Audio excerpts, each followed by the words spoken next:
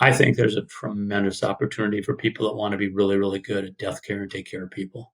And I don't think it necessarily has to be the big brick and mortar building. I think there are people that can start a cremation service in a strip mall, and possibly before they could build their own crematory, they could use a service, or have a contract with a funeral home and sell pre-need and explain the death care options. Most churches, you don't have to be a member of a church to use a church anymore if you want to use a cathedral. It's a solution-based business. We never really realized it, but people came to us and nobody wanted to buy a casket, but that was a solution to putting the person in the ground. Now you don't have to buy the casket. You can say, we can wrap you in shrouds. Welcome to the Direct Cremation Podcast with your host, Tyler Yamasaki. Hi, thank you for joining us on the Direct Cremation Podcast. I'm your host, Tyler Yamasaki, CEO of Parting Pro, the #1 online arrangement platform. If you like the content, please like, subscribe, turn on notifications, and drop a comment below. So today's guest is a unicorn in death care, a fourth-generation funeral director from Alexandria, Minnesota. He stepped up to keep the family firm alive after his father passed, returned from the University of Minnesota Mortuary Science program, and spent decades building Anderson Funeral Home and Crematory into a community mainstay. Then navigated a majority sale while remaining an owner to protect his people and his town. He also served as the University of Minnesota Regent, powered by an incredible backstory. At age 5, he survived a pioneering open-heart surgery, an experience that hardwired his sense of service and gratitude. And if you read death care news, you already know him as the voice behind Funeral Director Daily, the daily brief and analysis operators and investors rely on to make sense of pricing, consolidation, and consumer trends. From legacy and scaling to selling the majority stake to what consolidation really means for consumers and independents, please welcome Thomas J. Anderson. Good to be here. Thank you, Tyler. Thanks. So, Tom, when people ask you what you do now, what is your one-liner?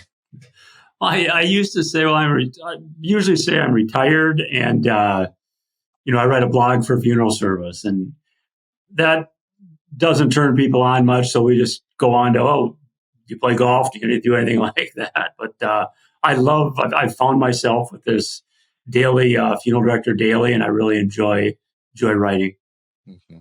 So I want to go to the beginning, growing up in, maybe you didn't have plans to become a funeral director originally, but you did grow up. Your father was a funeral director and your grandfather before that. And, you have many generations, but what did the Anderson name mean in Alexandria when you were growing up?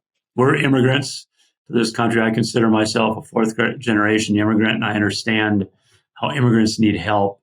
My great-grandparents came in 1872 with a skill of building cabinets. And so they arrived in Alexandria, Minnesota, got some help, started a cabinet shop. And when people in the community died, they would ask them to build coffins. And that's how we got going. So then we had a furniture store for a while, and the funeral business separated. And just, taking care of people, whether it was selling them furniture or taking care of their loved ones, was kind of what my dad did. He was a real caregiver. And I grew up next to the funeral home. I saw my dad go out in the middle of the night, do stuff. So I just knew he had a level of service to him that I never really appreciated. I never really thought of being a funeral director, but I did see that level of service and commitment that he had. Would you say that your father's passing was when that fourth generation title really became real to you? Yeah, I remember that day very well, but I don't really think, so what happened was I was in college. I was a 19-year-old. I say a teenager, but I was a freshman in college. And my father died, and we had the funeral and everything. And a couple of weeks later, my mother said, I'm going to Mr. Thornton's office, who was my dad's attorney. She was working on selling his estate. My mom was 49 years old at the time. And she said, Mr. Thornton says you should come with. I said, okay. And I got there, and Mr. Thornton said to me, he said, Tom, have you ever thought about being a funeral director? And I said, not really. And it's interesting, in my life was pretty easy for me. I was a pretty good student. I was in a small community. We didn't worry about crime, didn't worry about finding our next meal. Didn't worry about anything. Life was just growing up and easy. I was in college. I thought I'd be a business major. I don't think that I had made a commitment on anything at that time, but if you go to college, that's what you do. And he said, well, your mom has a really, really difficult decision to make. She either has to sell the funeral home to make a living, or she's willing to let you buy it from her at probably a reduced price because she thinks you can operate it. And Tyler, my hand went up right away. And I said, well, I'll do it. And when I look back, there's 3 or 4 times in my lifetime that my hand went up like that. And I realized it really wasn't me making the decision. It was probably the good Lord making the decision, knowing what would be best for me. And I think I turned out to be a really good funeral director for a small town for whatever reason. But what really motivated me at that time was that I did not want to see my mother's lifestyle change. And if running the funeral home was the way to do that, then I was going to run the funeral home. My dad had a couple of really great employees who were nearing retirement age. They didn't want to, I was grateful there that they weren't in the area they wanted to buy or something, because that could have changed things. But they just said, hey, we'll stay here until you're out of college. We'll be here. We'll run it. In the meantime, when you get back, we'll work with you and see what happens. So I don't know if that 4th generation moniker really hit me, for some time, but then you start using even in advertising and building a brand. I just found myself in a position I was grateful to be in, although at the time it wasn't always the greatest. I came back as a 22-year-old with a ton of responsibility. And a lot of my friends who were 22 did not have that responsibility. Mm-hmm. Yeah. When you returned from, going to school and coming back, what was your initial thought? Was it just to continue operating the funeral home? Because, in hindsight, you did grow the business quite significantly over time. But when you first started, what was your thought? I think that the thought was, I'm just in this little town and I'm just going to do what I can to make sure we kept our market share, and did that. And then there comes a time where you say, wow, look what SCI is doing. Look what these guys are doing. And I have a business head on me. That's where my mind goes, to business. I started thinking, okay, we could buy this funeral home and buy this funeral home. And eventually those opportunities either didn't come or were wrong opportunities. So you start just doing the work every day, building your funeral home, making it better. Starting an aftercare service, being aggressive with pre-need, which no one in our community had done before. And when you think about funeral service in the 80s and 90s, it was difficult to be aggressive because nobody could go out and say, when grandpa dies, come to us. But pre-need, I saw this opportunity that said, wow, we can tell people about pre-need. And it's really not that kind of attitude about, hey, when grandpa dies, come to us. It's you're telling consumers something that might help them. And so, at that point in time, we added a pre-need counselor and we added an aftercare coordinator, and we started building with pre-need, and never gave away a chance to not sell pre-need. Yeah. I know that you operated your own crematory and you kind of had your own insurance agency. Did you do all those things to be able to control the experience and to help integrate that into building a better experience for the funeral home, Yes. with better business? I think even in the 90s, when we started seeing an uptick in cremation in our little rural area, once you start understanding the finances of the funeral business, if you're paying a third-party crematory X amount of dollars to do the cremation, your margins are compressed because whatever it cost you to do them in-house was less than what you pay that third party. The same with insurance. When Minnesota started in insurance, believe it or not, the state insurance licensing board was so worried about funeral directors going on every street corner selling insurance that funeral directors were prohibited from selling pre-need insurance. And so other outside agents came in, and you'd say, hey, I've got a lead for you here, and I got a lead for you here, and I've got a lead for you here. And, they took the commissions with them. We got none. And Minnesota eventually wised up and said, maybe the best people to sell this are the funeral homes themselves. So when we saw that opportunity, we could bring in commissionable revenue to the funeral home. Yeah, it was all about building margins. And I became a licensed funeral director. I had a licensed insurance agent. I had a brother who became an agent. We licensed another funeral director because we didn't really care who sold it. We wanted the account eventually. So by starting our own agency, we would then get the commission. But if we had other agents below us, they got their commission. So it was a way to raise money. Nice. I read, and is this true or false, but you tested selling merchandise at cost. We didn't test it. We still do it. You still do it. Which at the time, especially, in the 80s and 90s, like that was unheard of. I could tell you exactly how it happened. It was not my idea. Let's explore that. Okay. So I know exactly how it happened. In the casket selection room in the 1980s and probably before that, your better looking caskets were always a premium priced. For instance, they never had a nice, the first 4, 5, 6, the casket companies would tell you your first 4, 5, 6 caskets, don't have them in colors that are really popular. Don't have a blue, or don't have a wood, or don't have a pink for women.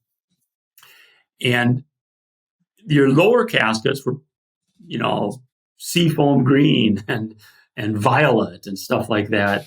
And so people would skip those caskets and go to the next ones. So you made your margin on the casket. We had, within the space of a week, we had a physician who passed away in our community, whose funeral was huge. And his wife put him in a cloth-covered casket. At the same time, we had this old gentleman who had been a hired hand at a farm and just saved money. He'd bought stock, never married. He died, had a copper or bronze casket. I don't think it was bronze. It was a copper his family chose for him.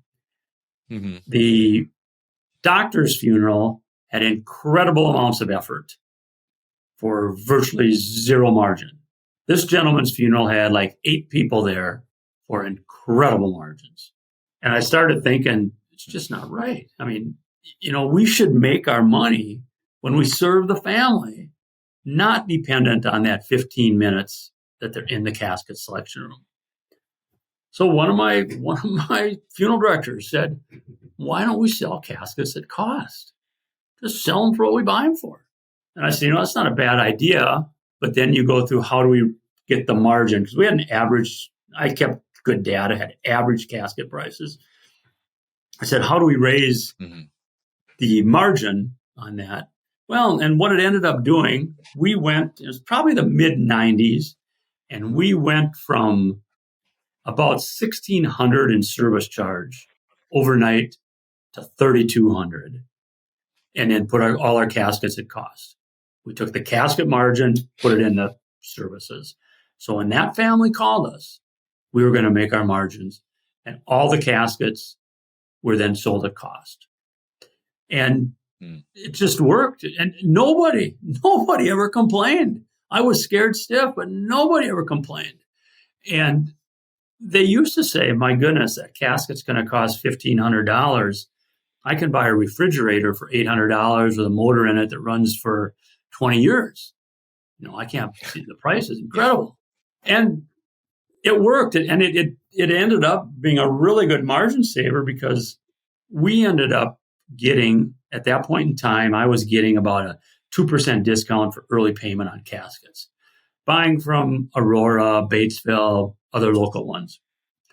I realized caskets, at least in my opinion, casket salesmen will disagree with me, but to the American public, they're a commodity that has to be purchased for a traditional funeral. Nobody wants to buy a casket. They're a commodity that has to be bought. So I went to our suppliers. I said, here's the deal, guys. Probably buying 150 caskets at that day, 50 from Batesville, 50 from Aurora, 50 from a local company. I'll buy all 150 from you. But what I want to do is I want to know the best discount you'll give me for doing that. And I said, I'm going to 3 companies. You can all have one chance. At the end of the day, my discount went from 2% to 18%. And so we made another 16%. You know, if the casket was list priced at $500, that's what we put our floor on. So in all honesty, we did take that 18%. You know, that went to margin then too. It was like a prompt payment discount. But we sold our funeral home to a regional operator. They still use that pricing. Oh, wow. That's pretty amazing because, you know, you always hear that people were afraid of cremation because you lose the casket sale. And that was part of the hesitation of embracing cremation. But for you, it seems like that didn't become an issue because you didn't care if the casket was sold or not. No.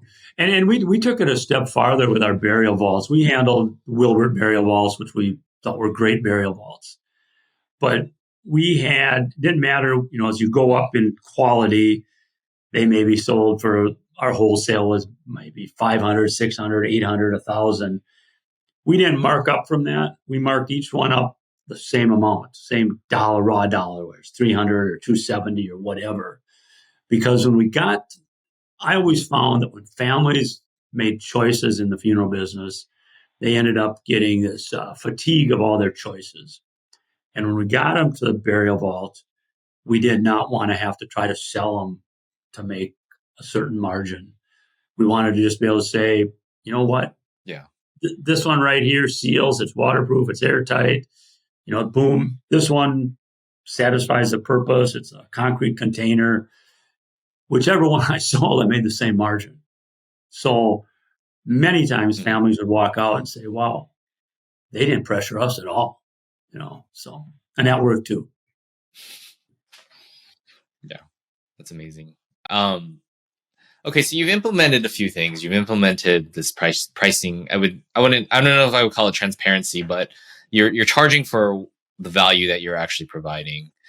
How big did you get the business to before, you know, we'll get into the sale? I grew up in a community that 6,000 people when I grew up. There's now about 40,000. I acquired one local competitor, put him into our building, sold his building to a bank.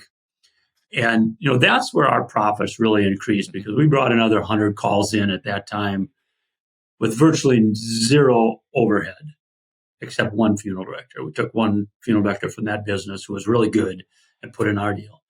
And, you know, our funeral home, I started with 150 calls and I ended up with, you know, 350. So we were not huge by any stretch of the imagination, but they were done out of one location. We always brought people in-house. I was worried about that. Do we need to build another location or have this? But as long as we had sufficient space and our management on chapels was good, that helped keep profits. You know, to me, it was how much is there at the end of the year. It's not how much you do at the beginning, but how much is there at the end. Mm-hmm. And I thought we did real well on that. Nice. So you decided to sell the business. What were some of the non-negotiables you insisted on when you sold a majority stake and partnered with I don't know if they would call him consolidator, but someone who has a bunch of funeral homes under their belt? You know, I knew who I wanted to sell to. I mean, I really did. But I also knew I'm a pretty good-hearted person. And I also knew that if I handled all the negotiations, I would sell it too cheap. So we hired Johnson Consulting. Tom Johnson is a big story in my life. I met Tom in about 1991, and we became, you know, he was a good mentor to me. You know, we were friends, but it's not like I called him every day, but he was a tremendous mentor. When I had an issue, he was just honest with me. You know, I didn't use him as a consulting arm. He wasn't in it at that time. He was in building funeral homes and stuff. But so I hired Tom to sell my funeral home. And that was a great deal because he engaged people who I couldn't have engaged. ended up selling it to the Verton companies. And Tom Verton grew up 60 miles away from me in a town smaller than I'm from. And he's the CEO. And I knew that Tom, just through our discussions, we looked at the world the same, whether it was being Minnesota sports fans or how we took care of people, and that small towns are important. So I don't know if I had any non-negotiables. One thing is we wanted to be paid. I didn't want to go into the future and say, give me 10% down and this, because you never know what can happen. And so we had to go with someone who could afford to pay us. And that was important. Mm-hmm. So you floated the idea that if a family name stays on the sign, that, a royalty can maybe help recognize that goodwill. Yeah. Do you think that would have made sense for Anderson? I think it would have made great sense. Have I floated that out there before? Because next Tuesday's article, when people are at convention, is going to be all about that. So I don't know if this is dated, but I just wrote that article this morning, Tyler. And it's going to be about some out-of-the-box thinking. But I do believe that funeral homes, people can argue with me, but I think if I had it to do over again, and maybe no one would buy me, maybe I'd have to kick it off. I'd say, I don't need that much money right now, but I want a royalty going forward.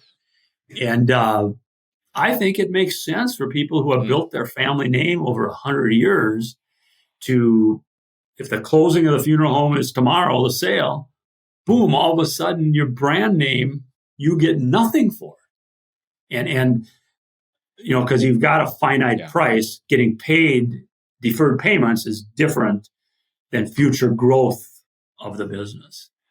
I've been in a couple other businesses, and we've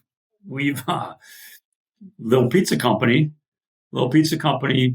sold the vast majority of the business, but kept a small royalty if they wanted to continue to use the name of the pizza. And we still get checks. And I think it turned out well for everybody. The people that bought the pizza company, they paid less. They've got an ongoing obligation going forward as long as they use that name, but the name is very valuable. I think, I might be way off on it, but other businesses use it all the time. Yeah. So you do a lot of analysis on a lot of the sales and stuff that have been happening of recent. Do you think that the pricing multiples that they use value these intangibles, like the pre-need and the local brand equity that is, baked into buying the funeral home? Like if you had a funeral home today, do you think you would be selling within the limits of what, someone would value your business? I look at it, I don't even know what the rule of thumb multiple is today, but the way I look at it, there is some number between what you clear, your EBITDA, and what these guys can pay without going in the hole. And then there's also the thing where the seller says, you know what, I've got a good name going forward. That name's going to be built up. So I want more. But the buyer says, you're not here to help us anymore. We're not afraid that we're afraid we can't hold that market share. So we're going to pay you less. So, the buyer and the seller has to come to that mindset. And then there's things like, what is the value of the pre-need? I don't even know that, but I know if you have $10 million in pre-need, it's not in that EBITDA value, but that's worth more than having $1 million of pre-need in the book. So, that would be a plus for the seller. If the buyer came and said, well, there's only $500,000 of pre-need, then he's going to knock the price down. So I try not to get into, is it a fair price? Is it not? Because there's risk on both sides. There's risk of selling it for too little after a lifetime of work, and there's risk of a company putting much more into it than they'll get out of it.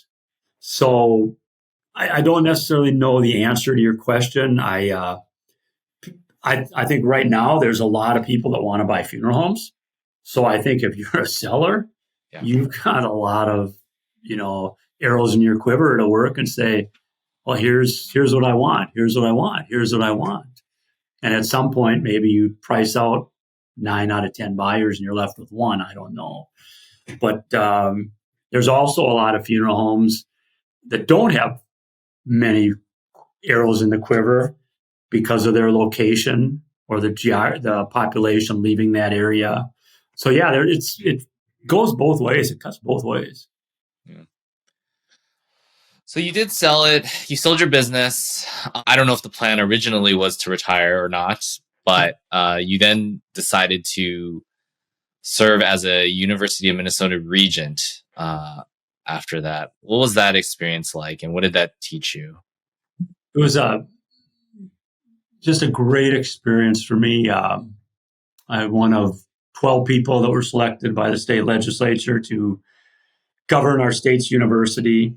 And I have an interesting way how I got there. I didn't even know that they really had this board of directors called the Regents or what have you. But as you started off, I had life-saving surgery as a 5-year-old. And I contacted the alumni office or the foundation office saying, hey, I've just retired. If you need somebody to go out and raise funds for the Lillahai Heart Center, I'm willing to do so. And they basically got back to me and said, sir, if you're looking for a job, they're on our website. So I kind of laughed. I was going to do it as a volunteer. And I would tell my friends that. And they said, well, you should run for their board. So I looked it up. I found out it was a volunteer position that took about 40 hours a month, 10 hours a week minimum. But I applied. And at the end of the day, I was selected by our state legislature and the governor for our area. First licensed funeral director to ever do it. Went down to the university and I jumped right in. I loved representing the University of Minnesota. I loved being an ambassador for it. But my colleagues eventually put me in charge of the budget, which was a little over $4 billion at that time. And I loved doing that too. I loved it. I got involved. I was on about 5 years at the time of George Floyd happening. And George Floyd happened about a mile from our campus, the University of Minnesota campus. And life got miserable then. It got police issues, racial issues. And I decided I could have had another term, but I decided not to run it. COVID was, so we had Zoom meetings, which I don't like. I decided not to run again, but I had a great 6 years, got great friends at the university and realized what they do for the people of Minnesota every day. It's not to say we can't cut tuition a little. Yeah. So I want to harp on the children's medical care for a little bit. I know that you probably wouldn't be here had it not been for the children's hospital part of the University of Minnesota. Can you speak a little bit about that and the heart surgery and everything about that? When I was a 4-year-old child in rural Minnesota, our neighbor was a doctor. He noticed that I played with his kids, but I got really tired. And he went and told my parents, there's something wrong with Tom. I think it's his heart. And he said, there's this doctor at the University of Minnesota who was doing groundbreaking surgeries with kids and stuff. Guy by the name of Dr. C. Walton Lillahai. He's known as the King of Hearts. There's books about him. There's a book by that title, King of Hearts, a great read. And that neighbor, Dr. Perkins, said, I could probably get Tom an appointment. Maybe he can figure out what's wrong. Well, went down there and I had today what's a common problem. It's a atrial septal defect. It's a hole between the two atrias. Blood comes back from the body, and before it can all go to the lungs to get oxygen, it goes through that hole and gets pumped out to your body again. And Dr. Lillahai was experimenting doing children's surgeries. He took my case and I went down there 62 years ago, 5 days ago, and had open heart surgery and recovered. And I've never really had issues since. I ran 1.5 miles this morning. I've cut down the length of my runs only because of my knees and hips and bone structure and not my cardiovascular system. But Dr. Lillahai performed open heart surgery on me in 1963. And that's kind of the story. I had great health care. So you've said that you can keep a list of your childhood heart surgery blood donors on your desk. Would you say that that greatly attributed to your sense of giving back to the community, giving back to the greater Minnesota area? I think it did. I think it did, Tyler. When I was, and when you're a kid and you have a surgery and stuff, you don't look back on it. But when you get to be in your 60s, you look back and you say, wow, they sewed up a hole with fishing line and I'm still here. And you look back and I was with my mother once when I was about 40 years old, and she was going through some of her stuff, dividing stuff that she said, I want one brother to have this and one brother to have this, one brother to have this. And she pulled out this box and it was a lot of the stuff that I had from my surgery. And I said, what's this list? And she said, the community had to do a blood drive for you so you could have that surgery. And these are the people that gave the blood. And I looked at it and I go, well, and you could tell my dad was a funeral director because there were a lot of pastors and priests, different religions on there, but they were all represented, the ones that had the same blood type as I did. And at that time, there were probably a half dozen who were still alive. And I wrote them letters and I thanked them. And I've got one guy, his name's Kenny Tesmer. Kenny lives in Phoenix, Arizona now. He's like 101 or 102. And he's the last of the blood donors for me. But Kenny and I communicate by email. His children come up here to our community in the summer. I play golf with his kids. And I'm just a very grateful person about that. But that list is front and center to me, and that whatever you're going to do, you probably can't do it alone. That's kind of how I look on that list. And those 40 or so people that donated to me, they helped me get to where I am today. Awesome. That's actually a really amazing story. So you never really fully left death care, because starting in, I think it was 2017, you started a blog website that gives daily industry briefs, with a little bit of your analysis on it. What gap did you see in 2017 that made you start the Funeral Director Daily? I don't know if I saw a gap. I was about 4 years removed from selling the funeral home. And we've got great men and women that work at our funeral home today. And I stop in every once in a while, say hello. They don't always like to listen to an old guy, but sometimes we sit down and we talk about different things. But I did have a friend who said, my goodness, all the stuff you know about funeral service and being on a regional Wells Fargo bank board and dealing with the University of Minnesota budget. I was chairman of a nursing home, senior living, because we had home health and hospice and everything too, independent living that had about $100 million in revenue. I was a local nonprofit. I was chairman of that for 3 years, on the board for 6. So I've got a really diverse business background. And a couple of my friends said, well, you know about funeral business. You should mentor and write. You should write a blog on it. So I started with 4 people. The guy who told me that, myself, and my 2 boys who happen to be on Twitter. And when I write the blog, I would put it on email, Facebook, and Twitter. And I wanted to know, I've never seen it on Twitter, but I wanted to know if it was getting on Twitter. So I had my 2 boys subscribe. And out of that, it's growing. What year are we in? 2025. We have about 3,500 people a day that have access to it now. And I see a new guy signed up this morning because I can go in and look on my deal. And I saw a new guy signed up this morning. So all organic growth by word of mouth. And it's just been a fun deal. I've got to know a lot of people, including yourself, through this profession. They see my blog and they say, hey, I should talk to this guy. So yeah, it's kind of fun, humbling but fun. Well, one of the interesting things that I've noticed about the Funeral Director Daily is, one, you're really on top of big stories. Like you're almost breaking them, but not only are you breaking the story, but you also have an analysis that you've done, which seems like a lot of research.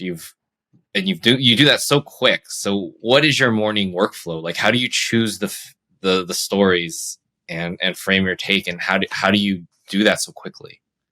I subscribe to a service that gives me leads on all kinds of things funerals. It's a service where you can use keywords and articles that come up in newspapers all over the world the day before pop up in my inbox at about 4 a.m. And so I can look at them, see if there's anything good. As a matter of fact, if you read Funeral Director Daily, it'll say what's happening in the world of death care. Ones I don't use, I put there saying, well, people would want to read these, maybe. Yeah. But I generally find a story, or I have an idea. Like, I know things that really interest people are how the big companies are doing. Yeah. They're really interested in acquisitions. And there's a certain amount of people that are interested in what technology is happening. And I'd say the fourth thing they're interested in is the change in service selection, if you will. We used to go to a funeral home and say, Grandpa died, we need to do something, what can we do? Well, now we don't always go to that funeral home first. There's natural organic reduction. There's I wrote a story the other day about a cemetery that if you buy premium space from them, they'll pay for your cremation. Mm-hmm. So if you want to buy a memorialized columbarium or something, you buy it from them. And when you die, there's no charge for the cremation. They pay someone to do that. So we're not always we are changing, Tyler, slow but sure. And I think technology, I was talking to a guy this morning, a CEO of a company, and I said, technology is really going to start changing us fast, because this particular company, I can put a zip code in and I put our zip code in, and our funeral home came up with our price for cremation and our price for this. So people that don't have ties to a funeral home and the younger generation, that's what they're going to do. It's not going to be the funeral director that was at the church supper. They're going to go in and look for it that way.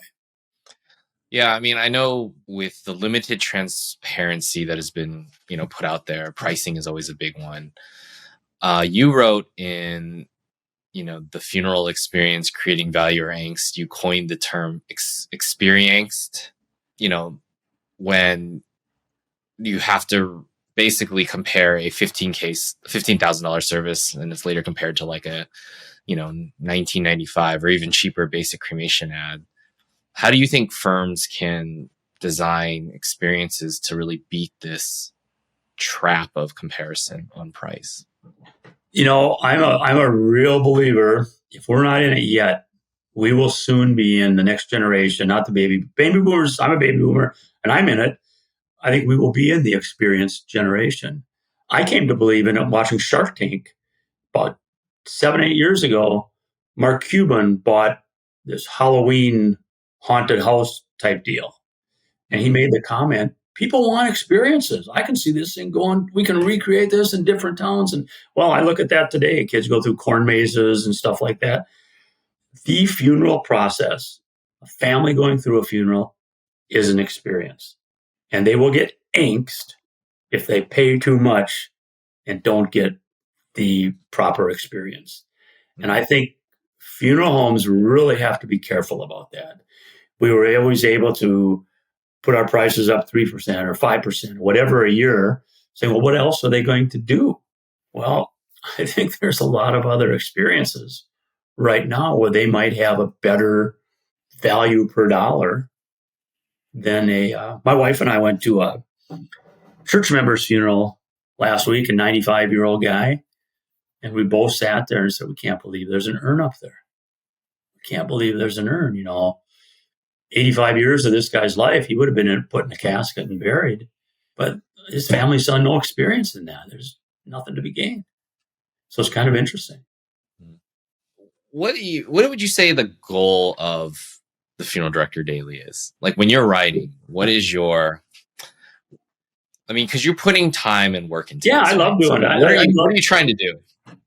Well, I think At the end of the day, I do have some sponsors, so I do make a little bit of money, but that's not what motivates me. I've Yeah. limited my sponsorships because I want people. I don't think they should rotate, and be on one page and not on another. If you pay to be on a page, you should be on it. But I don't know. It's just a wonderful experience for me. I have a sense of value doing it. I get to know all kinds of people. People call me or send me an email, and some people want to write for it. And I'm pretty, it's tough to get an article by me because I want to give value. And I get a lot of articles that are pretty self-promoting. And Yeah. I don't think those are good. The day comes, an interesting thing about Funeral Director Daily. This will give you a part of my mindset. Most companies will say, pay us X amount of dollars, and then we'll put your ad on for a month. I always have people put the ad on first. And I said, after a month, I'll bill you. And the only secret in that is if I'm tired of it, I can quit tomorrow and owe nothing to anybody. Because I'll say, well, from now for this month, your ad's been free. Just don't bother paying me, So I enjoy it, Tyler. I guess I enjoy it. Maybe I'm strange.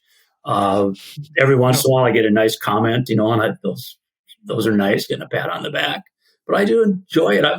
I grew up in a funeral director's family, and I understand service. I really do. Most people don't know this. Yeah. Being on the board of regents for the University of Minnesota is a volunteer job. So it's not about money. You put 20, 30 hours a week into it, and you don't get paid. So I guess I like the service. I mean, either that or I'm not very bright. I don't think it's that. But posts, you often close your post with a line, a servant's gratitude, or a servant's attitude guided by Christ leads to a significant life. Thank you. How do you let that shape your advice when you write? I'm a Christian. I accepted Jesus Christ when I was 19 years old, 18 years old probably, and I've never looked back. I'm here through the grace of God. He's done some wonderful things in my life. You might question, there's a survivor guilt, like, why am I here when some other child, I buried a lot of children. Why am I here when that child didn't make it? I have a servant's attitude, and if I'm guided by Christ, I consider that a successful life. Awesome. Thanks for noticing that, by the way. I do it. I try not to wear it on my sleeve, but I appreciate people that notice it. No, of course. So I want to get your take on a few things. The industry, the profession, whatever you call it, the industry of funeral homes, I would say, has for the longest time been a fragmented, individually owned type industry, right? With 85 to 90% up until a few years ago of ownership by, families. Maybe they own a couple, but it's, privately owned companies. And now you're seeing all this private capital coming in the form of like private equity, roll-ups, consolidation. What is your current read on the funeral and cemetery consolidation, and how is this different from SCI back in the day? Well, for years, funeral directors were pastoral people. They just were. Somebody died in the community. They had this heart. They said, hey, can you build the coffin? Can you do this? Can you do that? And I think, so they served as almost a pastoral deal, helping their community. They never made a lot of money doing it. My dad was that way. My dad, I saw him serve like crazy. And, we grew up in a home. My dad say it's an honorable profession. You'll make a good living a nickel at a time. That's what he used to say. But you start getting into when Waltrip started, when he bought that second funeral home and put a manager in it and said, wow, I can make money on that one and this one. He's the founder of SCI. Then they bought the third funeral home. They created this pathway to build out a business in the mortuary business. Historically, they've always kept the family names of which they bought. I actually think now it worked good, But right now, as we get into national markets, it's too bad that they don't have, like they're trying to make Dignity a national name, but it's tough. But I think that somewhere in the 60s, funeral homes went from small families running a business to really business operations. Batesville got smart about how they sell and market caskets. Aurora followed. They taught funeral directors. The business of funeral homes started being taught in school, how you make your money, how you do this. And we've gotten into that. And when a person puts their mind into making money, depending on whatever widget they're doing, there's somebody who figures out the best way to do it. And that becomes the cookie cutter to do it. And right now, I mean, the roll-ups and getting larger and trimming expenses and raising prices has been the way to do it. And it's worked for a long time. The numbers are getting so big that we've got people from outside the industry now saying, they never thought of funeral directing in the 60s and 70s, but saying, wow, this type of business can make a lot of money. So they're getting in it. I have a feeling, though, that traditional funeral homes are going to start being chipped away by the niches, by the water cremations and the NOR and the event centers that say, just go get grandpa, cremated and we'll do the event. So we'll see what comes out of it. There's obviously a lot of money spent in it between pre-need dollars, merchandise and services. Cemeteries are really starting to market now better. So we'll see, Tyler, but I think there's some change coming. I think there will be some people who do really, really well. And there may be some historical businesses that have so much overhead that regardless of the number of services they do, if they're all 1995 or 29, they're not going to make it. So it's interesting. It's an interesting time. Yeah, I know in the past 3-4 years, there's been quite a few notable names that have sold to some of the big, I would call them consolidators, but some of the big names that you would have never thought because they were like almost the most famous of brand names. But, for a hometown operator, consolidation can feel a little bit like standardization versus, having local nuance in a funeral home or in the service. Do you think this is overall, do you think consolidation is good or bad for consumers? And I know that's such a reductive question. My take is, my funeral home was sold to a regional consolidator operator, if you will. Mm-hmm. And people say, "Oh, Tom, it probably won't be the same." And I say, well, what has really changed? The same people that live in our community are still taking care of you. Mm-hmm. It's the truth. They live in our community. They invest in our community. They take care of them. There is on the flip side of that, Mark Krause said in this article, one of the things that was great for him was that the parent organization had so many more resources. And I remember when I sold, I came home and I told my wife, I said, wow, if there's an HR deal I want to talk to, I call this person. If there's something merchandise this, something about the building this. I said, no wonder I was busy. I did all of that. But I did all of it, but on a very surfacey level. Each of these persons that has an expertise drills down and gets much better at it.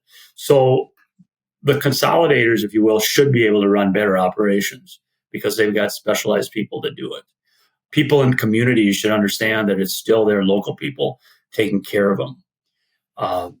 We'll see. I don't have any, I don't think there's a fast food. I live in a community of about 40,000 people now. To my knowledge, there's no quick service restaurant. That's the new name for fast food.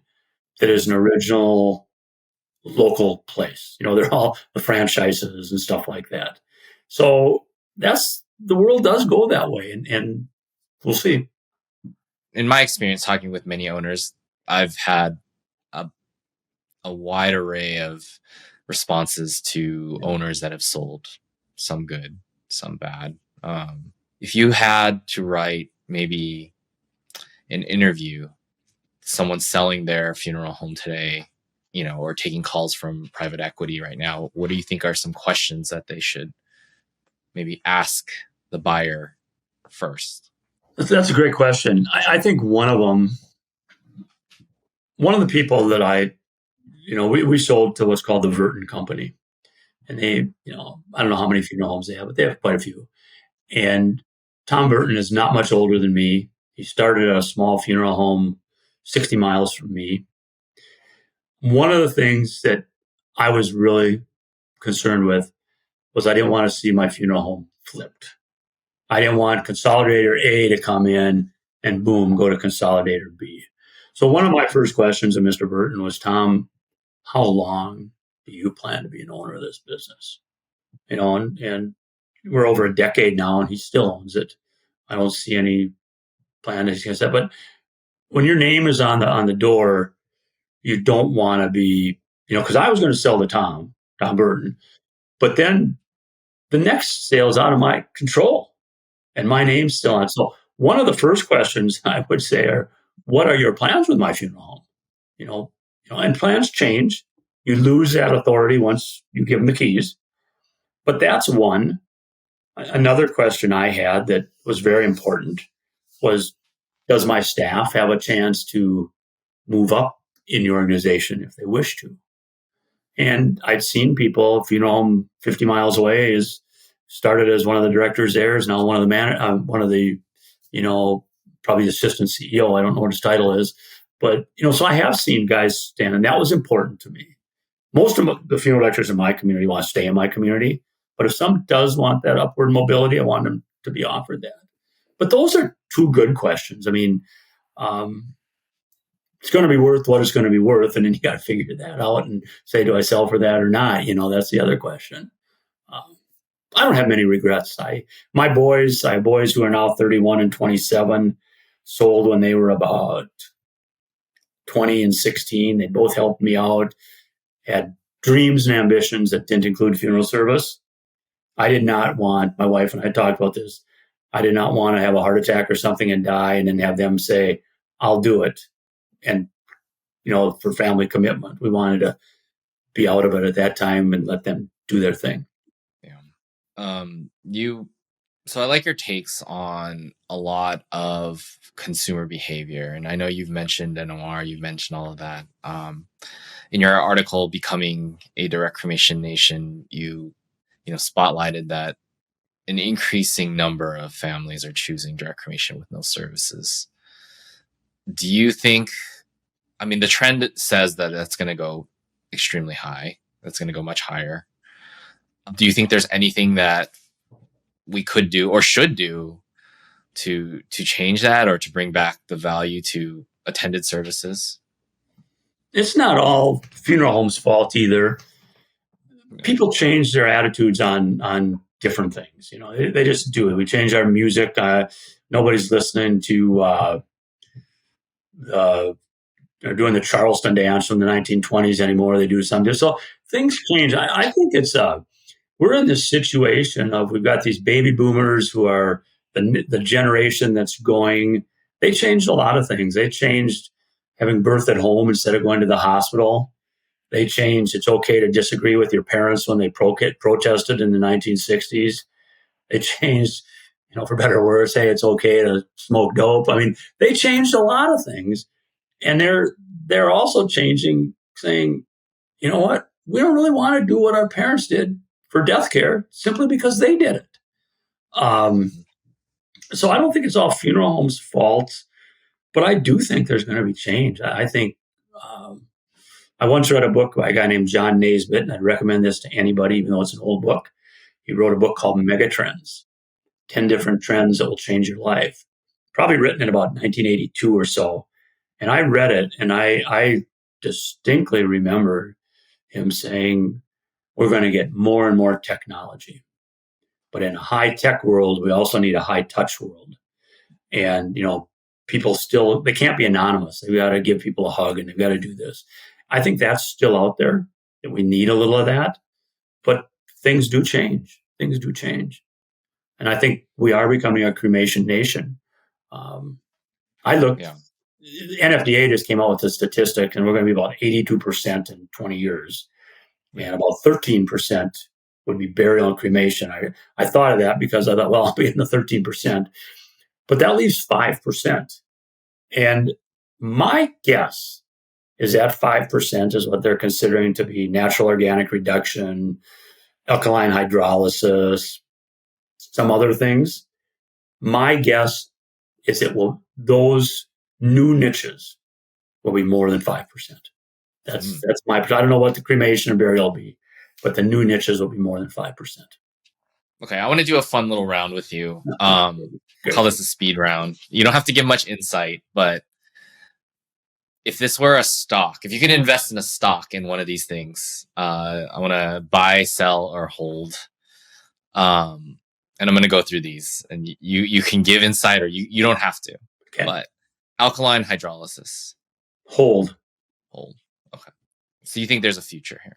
Future, but it's not. It's surprising me that it's not going faster. I think a lot of the green stuff has simmered down. I thought alkaline hydrolysis, when first presented, would go huge because of the ecology aspect of it. I don't see that. Do you think that the price has limited its growth?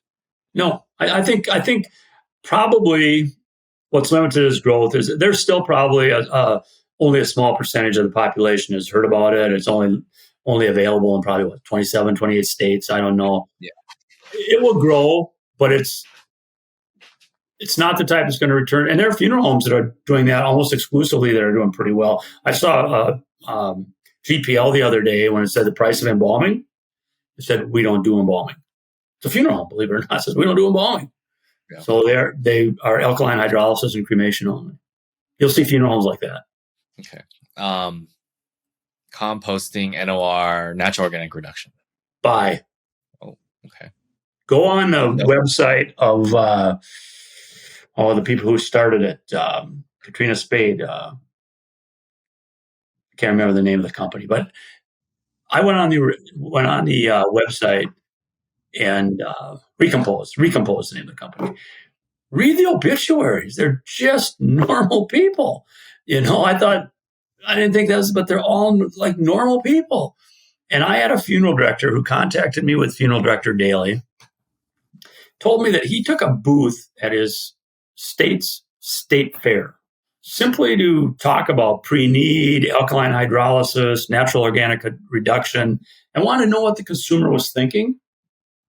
And his word, I was blown away by the interest in natural organic reduction. It's not for me. I think Katrina Spade, I've told Katrina Spade this, that if it's the year 2125, 100 years from now, and we're saying, who are the most influential people of the last century, the 100 most influential people? I said, Katrina, I would not be surprised if your name is in there. She was the founder of Natural Organic Reduction. I think it could change death care so much. That's my take on it. I mean, you can compare it to alkaline hydrolysis, but that's my take on it. No, that's fine. Online cremation brands. I think there will come, I don't know if we need one, but there will come a national cremation brand that has a power marketing, power everything. You'll see them on TV. I think that will come. Okay. Read. So you would buy. I'm guessing that our deal is delayed, but if you would read the October 28th Funeral Director Daily, that's what it's going to be about.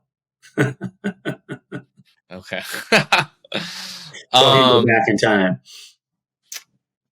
Online memorialization beyond just a static obituary. Yeah, I don't know. We don't have 8-tracks tapes anymore. I'm not a big buyer of it. I think the technology changes so much. I have some promotional videos that I put on compact disc and stuff like that, and I can't even give them to clients about our funeral. I mean, I can't give them to people to play them anymore because they don't have CD players. Yeah. I think technology will change that. I think we may get back, and SCI tells you this. Hollywood Forever Cemetery is buying into this big, high-priced premium memorialization in the cemeteries, and stones, what have you. I think there are people that want that, and there are people that have the means for it. But I think I see a big. There's the high price, and then there's the just absolute immediate cremations. I don't know what's going to be in between. What about cemeteries?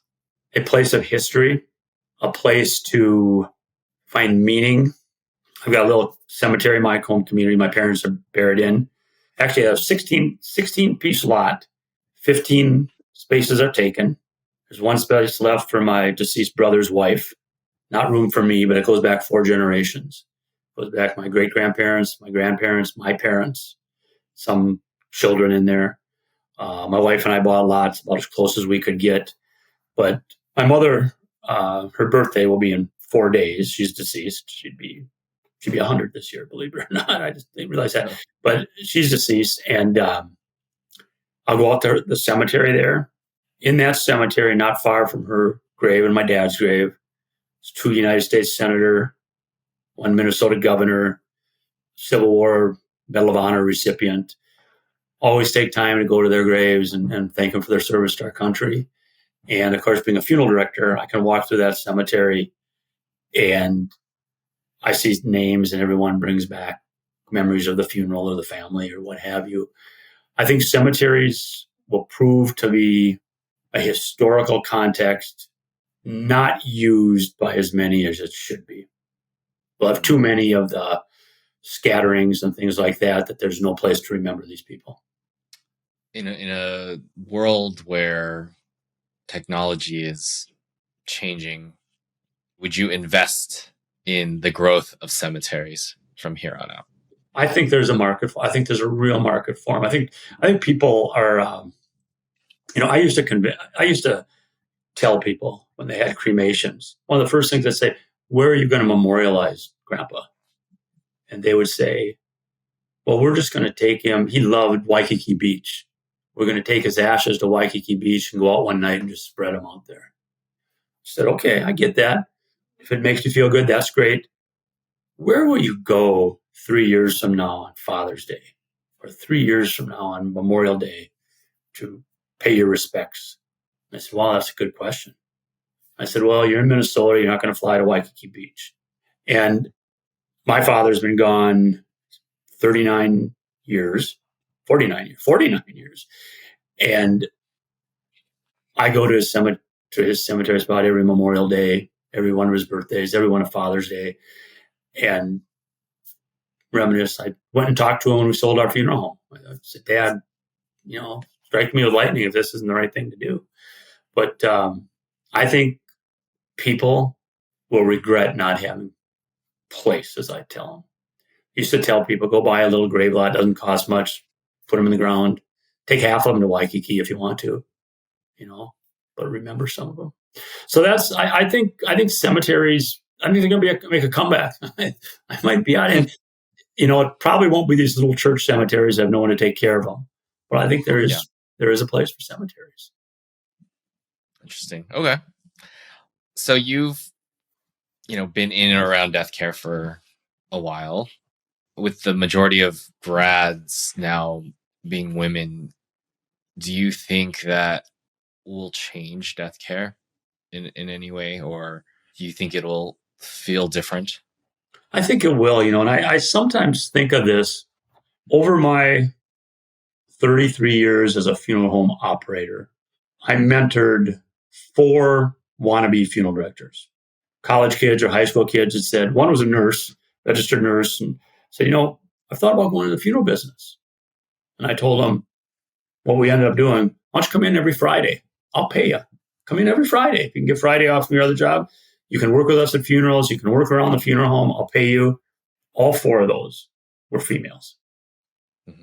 2 of them are still in the business. 2 are not, because raising children and doing other things wasn't good. But I think females are great. I think as funeral directors, one of the things I didn't ever felt uncomfortable with, but if you think about it, historically, men have lower life expectancies than women. So if 2 people of the same age marry, the man will generally die first. Mm-hmm. So the wife comes in to make funeral arrangements with, when I started and virtually my whole career, they met with a male pastor and a male funeral director. Yeah. And it was never uncomfortable. It's just the way it was. But I go, wow, maybe it's a lot more comfortable meeting with a female funeral director. I don't know. But they never did until the last dozen years or so. Kind of interesting. That is interesting. Yeah. Let me think about that. You've also mentioned that actuaries can be allies in owning a funeral home. What do you think small firms should know about actuarial thinking for Well, I was on a premium? bank board, and you had to look at things realistically without emotion, or a bank isn't going to make it. Because there's a lot of people who think they have good ideas for the money, where, in my opinion, really didn't make a lot of sense, and some were really nice people. But you have to look at it, and I'll tell you, if you go back again, as long as I do, there was a consolidated group called the Lowen Company. We all knew that blew up. Well, I once met a guy still in the business who was one of their accountants. And he said, when we wanted to buy, I'm trying to remember the name of the company, Prime Succession, we went back and said, if you raise the prices 5% and we get 5% more business, it's still not going to work, the price they're asking. And he would go, he said, well, we got to get it. We want to buy it. We got to get it to the board, raise the prices 10% and say we're going to gain 10% more business. Well, you can do that forever. And then you can bring that plan to your board and say, look, we figured out it's going to work. And nobody has said, well, the history of acquisitions, we're going to lose calls. We're not going to gain 22%. Well, you need to behoove those. I was so fortunate that I'm a conservative, small c, in virtually everything I do. I measure the story is measure twice and cut once. I measured 10 times because I did not want to make a mistake. And if your financial people, the people at the consulting firm say, I'm not sure this is going to work unless you have another idea, well, you need to present an idea to them that's going to work. So, yes, my dad used to say the bankers are sometimes trying to be people's best friends when that car is too expensive for their budget or that house is too expensive for their budget. You just got to listen. And there are people who will not take no for an answer. The Elon Musks of the world or whatever, they have a better idea and they prove everybody wrong. But most cases, listen to your accountants and attorneys and people like that. I say you got to listen to them. You're paying them, so listen to them. Okay. I'm sure you'll report on, so I think it was last year or earlier this year, there was this big push that there was going to be all these changes in regulation. The funeral rule is going to go under review. I think it was actually last year, right? Every 10 years. I think nothing really significant came out of that.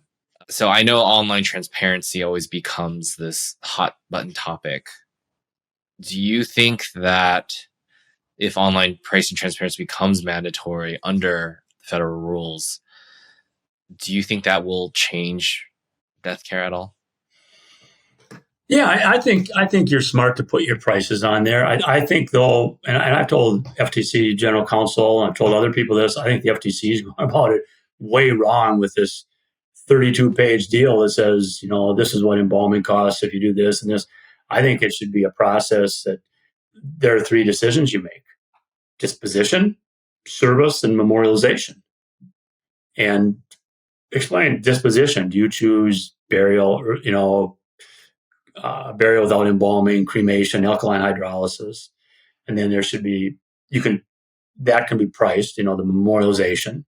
And the service element, which is, do you want a service or don't you? It could be at an event planner that we go to your church, or we go to an event planner, or you can do it. You can buy the disposition from a funeral home. That's probably the only one that needs to be licensable. And then you can buy the services from somewhere else, or the event. And then the memorializations, like in a cemetery, or it's parting stone, or Better Place for Us, or bringing the ashes to the coral reef. I think it should be in those terms, boom, boom, boom, and tell the consumer these are 3 things you have to decide, and here's different people that can do it for you. That would make more sense, right? Because I know the price list. Yeah. While the thought of it was supposed to be good, I don't think that is as useful. I've never met a consumer that can understand it and that talks in our vernacular. I think something's very simple. You have to have a disposition for your loved one legally. You may want to have an event or service, and you may want to have memorialization, and tell them how much and where. I agree. I agree with that. Do you think, though, that the consumer trends of speed and convenience are at odds with traditional service?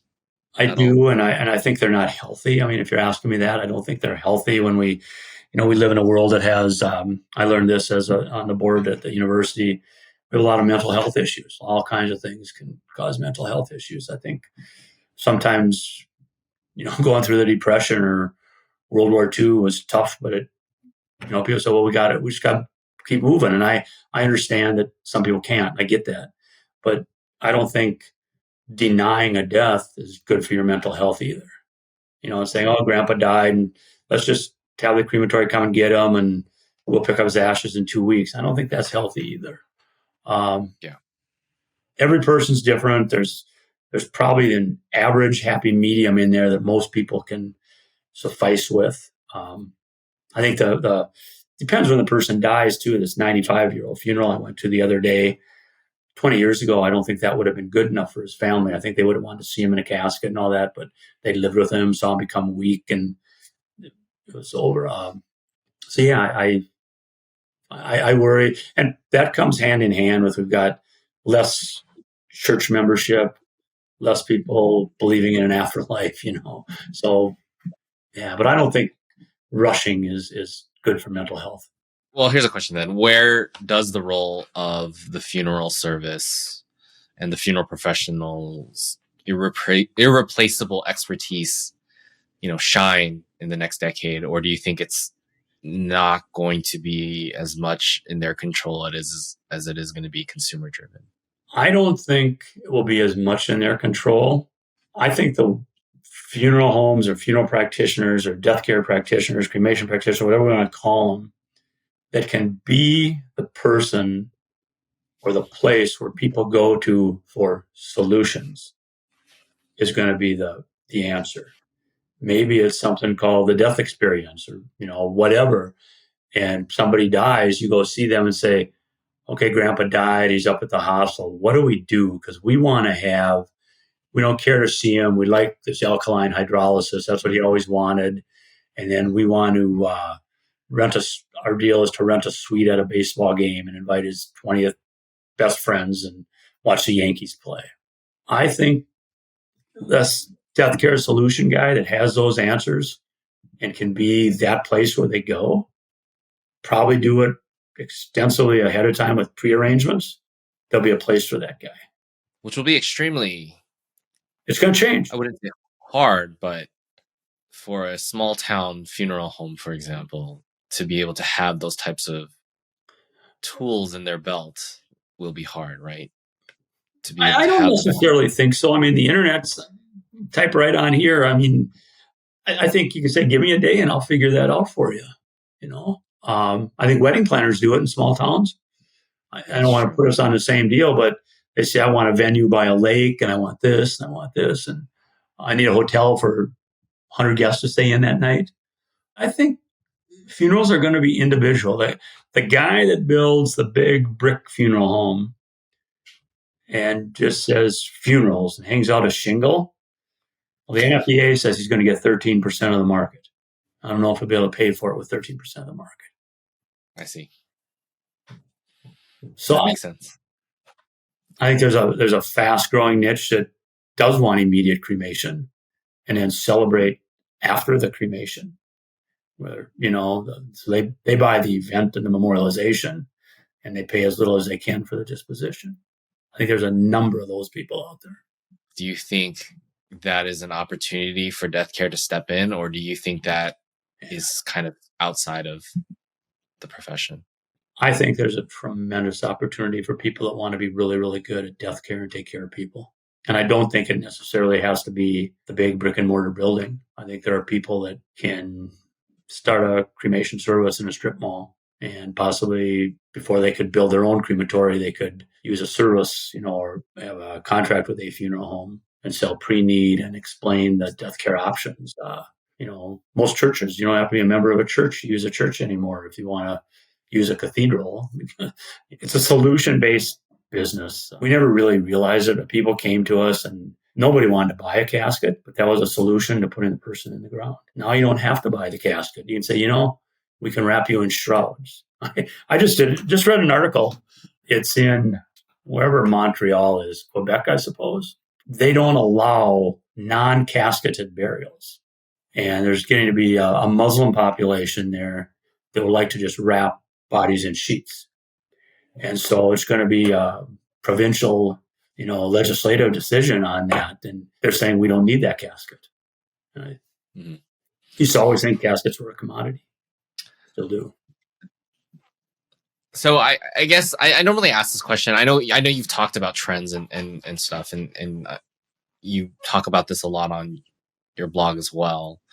So instead of this question, I normally ask, how do you see death care in 10 years? I know we've talked a lot about that in this conversation, but I guess my question here is, do you believe that in the next 10 years, a big portion of death care becomes commoditized? That's really, really interesting, because I think on one hand, death care gets much more individualistic. What people want to do with death care becomes much more individualistic. Now, the solution guy that they call for that might be a franchise or might be a national brand. So that would be, what do you call that, commoditized or whatever? That would be more of the same. But what they do is more, I think, sometime in my little town, maybe there's the National Brand Cremation Society. I don't know. But it's kind of a hard concept, because much more individualistic personalities buying their services probably from some national organization which has a well-known brand name around the whole country. Yeah. That's how I see it, because everybody wants to do it differently. But, and I would argue that well-known commoditized brand will have something to do with direct cremation. Yeah. They handle the disposition and can point you to the events and the memorialization. I mean, I understand that there is service. There is a level of service to that. Yeah. But, in a world of direct cremation, how much of that service differentiates your business from the next one who also does a pretty decent job? Yeah. So that's what I wanted. I went to this funeral the other day, and our funeral home handled it. We did the cremation, and our funeral directors, although they didn't have to be funeral directors, handled the service at the church. It could have been an event company that did the service at the church. It very well could have been. So yeah, it's an interesting thought process. I think there's great opportunity, though. Great opportunity for young people. I think you maybe don't need as much of a financial backing like you used to need to build a traditional funeral home. Online stuff is pretty reasonable if you can get a presence online. And there's I think every day more and more consumers are happy buying online. 10 years ago, I was nervous of, is my package going to come? Well, now it's virtually at my door before I click the card out. So yeah. Well, we've banked our entire business on that. So it is happening. I think whether people are like it or not.